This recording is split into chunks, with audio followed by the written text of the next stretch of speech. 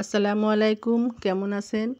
আজকে আপনাদের সামনে আরেকটা নতুন চাটনি রেসিপি নিয়ে আসলাম। তেঁতুলের সিজনও শেষ হয়ে গেছে, কিন্তু আমি কিছুদিন আগে তেঁতুল শুকিয়ে রেখেছি কয়েকটা রোদ দিয়ে, আজকে আপনাদের সামনে শেয়ার করব।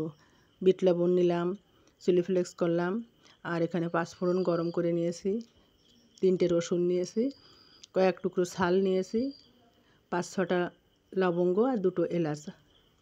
আর এখানে দেখুন, আমি এখানে হাফ কেজির মতন তেঁতুল নিয়েছি। তেঁতুলগুলো কিন্তু প্রথমে ছুলে ভালোভাবে কয়েকটা রোদে শুকিয়ে নিয়েছি, তারপর আমি আপনাদের সঙ্গে শেয়ার করব কিভাবে সম্পূর্ণ আচারটা করলাম। আর এমন আচার একবার খেলে আপনারা কিন্তু দোকান থেকে কেউ আর কিনে খেতে চাইবেন না। সম্পূর্ণ মশলাগুলো গুঁড়ো করে নিয়েছি,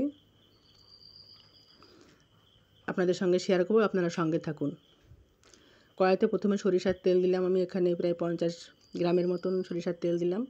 আর রসুন আর তেজপাতাগুলো আগে গরম তেলের উপর দিয়ে দিলাম। আর সেই 3টা রসুন আমি একটু শিলপাটায় থেতলিয়ে নিয়েছি। আর চাটনি আচার জাতীয় জিনিসে কিন্তু রসুনটা কখনো বাটবেন না, অবশ্যই একটু আস্তে আস্তে করে রাখবেন। আর যখন রসুনটা একটু ব্রাউন কালার আসবে তখন সম্পূর্ণ গুঁড়ো করা মশলাগুলো দিয়ে দিলাম।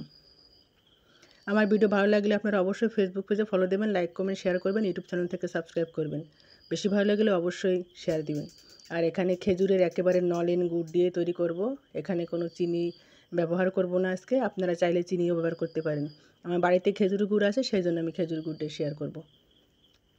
খেজুরি গুড় দিলে হয় কি, সুন্দর একটা কালার আসে। দেখেন, গুড়টা যখন জাল হয়ে যায় তখন সুন্দর একটা কালার আসে। এখন তেঁতুলগুলো আমি এক এক করে দিয়ে দিব। দিয়ে যত সম্ভব আপনারা লো আঁচে তৈরি করবেন, কেননা গুড়ের থেকেও একটা আর্দ্রতা বের হবে। গুড়ে কিন্তু পানির একটা পরিমাণ থেকে যায়।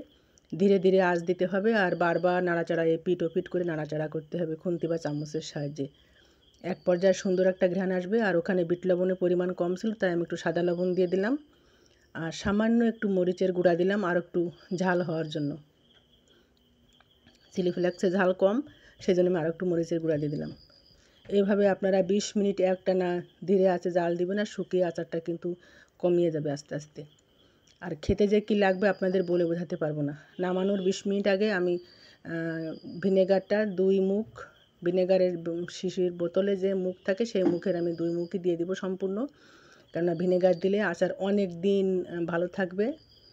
এটা ফ্রিজে রাখার কোনো প্রয়োজন নেই, বক্সে বা বাটিতে আপনারা কাচের বয়ামেও রাখতে পারেন, যেভাবে রাখতে পারেন, কোনো সমস্যা নেই। আর বানানোর সময় তো আমি বারবার লবণ চাকার কথা মনে করে একটু একটু করে খেতে খেতে মানে 100 গ্রাম তো একাই খেয়ে নিয়েছি। আর পাশে আমার পরিবারের সবাই বসা আছে, তারাও কিন্তু খেয়ে নিচ্ছে। অসাধারণ একটা রেসিপি। অবশ্যই ইউটিউব থেকে দেখলে আপনারা সাবস্ক্রাইব করবেন। আর বেশি যদি ভালো লেগে থাকে, ফেসবুক বন্ধুরা আপনারা যেখান থেকে দেখছেন অবশ্যই একটা শেয়ার দিবেন প্লিজ। আপনারা সবাই ভালো থাকবেন, আপনাদের জন্য শুভকামনা রইল। আবারও নতুন নতুন ভিডিও নিয়ে আমি আপনাদের সামনে আসব। আর নতুন নতুন আচার, চাটনি, জ্যাম, জেলি সিজন এখন। বেশি বেশি করে সবাই বানিয়ে রাখুন, সংরক্ষণ করুন, অনেক দিন ধরে খেতে পারবেন। আর আমি তো এভাবে একের পর এক করার তালেই আছি। আল্লাহ হাফিজ।